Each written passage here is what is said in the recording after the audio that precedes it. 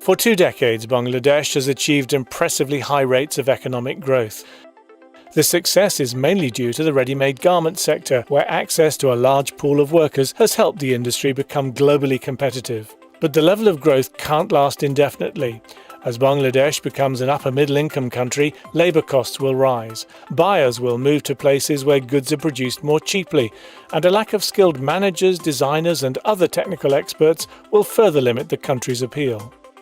The COVID-19 pandemic has only made this outlook worse. So, what can Bangladesh do to sustain its economic growth? A recent World Bank report suggests a range of measures. The country must switch from competing on the basis of low wages to competing on productivity. It must improve technology usage across the entire manufacturing sector.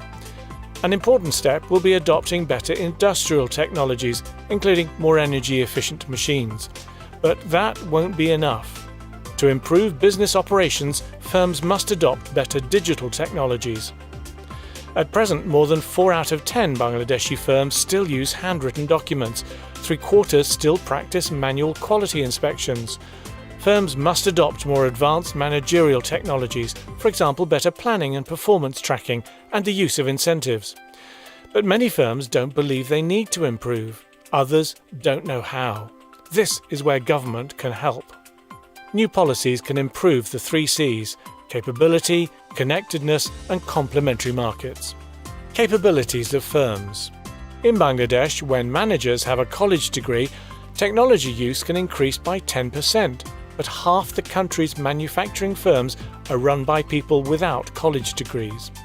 Policies must support education and upskilling. They must help firms access cost-effective advisory services and make them aware of available technologies. Connectivity to international markets. On average, firms working with multinational companies use technology more than those working locally. Competition is cited as the main reason for buying new hardware and software. Restrictions on international trade and foreign direct investment must be reduced. Firms outside the RMG sector too must be allowed to import duty-free raw materials to benefit from import competition and have access to special bonded warehouses. Special economic zones will also help. Complementary markets. Half of all small and medium firms claim the main barrier to adopting technology is financing. They're also concerned about the cost of complying with regulations. To make it easier for firms to borrow for their technology needs, government must strengthen the financial sector. Unnecessary costs of business regulation should be reduced. Once the 3 Cs are implemented, businesses will begin to adopt cost-effective and locally appropriate technologies. They'll be in a better position to compete globally.